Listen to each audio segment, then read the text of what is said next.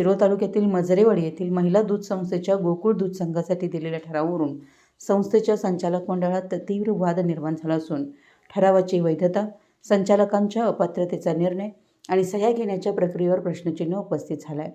या वादामुळे संस्थेतील अंतर्गत संघर्ष चव्हाट्यावर आला असून प्रकरण पोलीस ठाण्यापर्यंत पोहोचलं आहे. महिला दूध संस्थेच्या संचालक मंडळातील 6 सदस्यांनी एकतर्फी ठराव करून गोकुळ दूध संघासाठी ठराव दिल्याचा आरोप करण्यात आला आहे.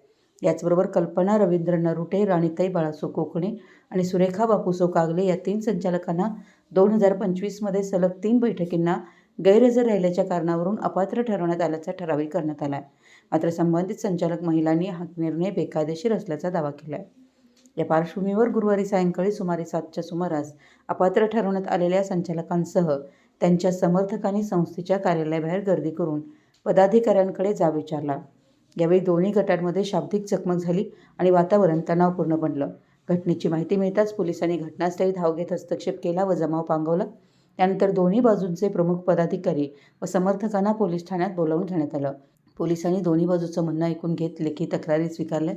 अपात्र ठरवण्यात आलेल्या 3 संचालक महिलांनी आम्हाला अपात्र ठरवण्याच्या ठरावाबाबत कोणतीही पूर्वकल्पना देण्यात आली नव्हती. 8 दिवसांपूर्वी संचालक मंडळाची बैठक असल्याचं सांगून आमच्या नोटिसींवर सह्या घेण्यात आल्या. जर आम्ही अपात्र होतो तर आमच्या सह्या का घेतल्या आणि आम्हाला बैठकीसाठी का बोलावण्यात आलं, असा सवाल उपस्थित केला.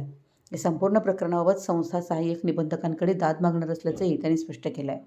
दरम्यान 6 संचालकांच्या गटातील ललिता दत्तपाडे आणि महादेवी नरुटे या 2 महिला संचालकांनीही धक्कादायक दावा करत आम्हाला संचालक अपात्र करण्याबाबत किंवा गोकुळ दूध संघाचा ठराव देण्याबाबतची बैठक असल्याची माहिती देण्यात आली नव्हती.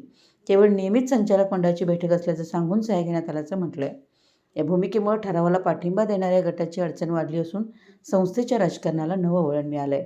यावेळी संबंधित महिलांनी आणखी गंभीर आरोप करत गोकुळ दूध संघाचा ठराव पोस्टामधून परस्पर आणण्यात आला आणि त्यावर स्वतःचं नाव टाकून संचालकांच्या सह्या घेण्यात आल्याचा दावा केला आहे. आम्हाला विश्वासात घेऊन ठराव केला असता तर आम्ही कोणताही विरोध केला नसता. मात्र आम्हाला अपात्र ठरवून व माहिती न देता झालेली ही प्रक्रिया चुकीची आहे, असं त्यांनी सांगितलं. याबाबत संस्थेचे प्रमुख लक्ष्मण चौगुले यांच्याशी संपर्क साधला असता 3 संचालकांच्या अपात्रतेबाबतचा ठराव पूर्णपणे कायदेशीर असल्याचं त्यांनी सांगितलं. यापुढे कुणाला कुठे दाद मागायची असेल तर त्यांनी ती मागावी असं सांगत त्यांनी अधिक माहिती देण्यास नकार दिला. दरम्यान पोलीस ठाण्याबाहेर दोन्ही गटांच्या समर्थकांची मोठी गर्दी जमली होती.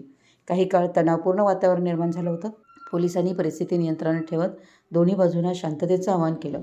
महिला दूध संस्थेच्या ठरावाभोवती निर्माण झालेला हा वाद आता सहकार विभागाच्या दालनात पोहोचण्याची चिन्ह असून पुढील घडामोडीकडे परिसराचं लक्ष लागून राहिलं आहे. मराठी एस न्यूजसाठी कुरुंदवाडहून संदीप अडसूळ.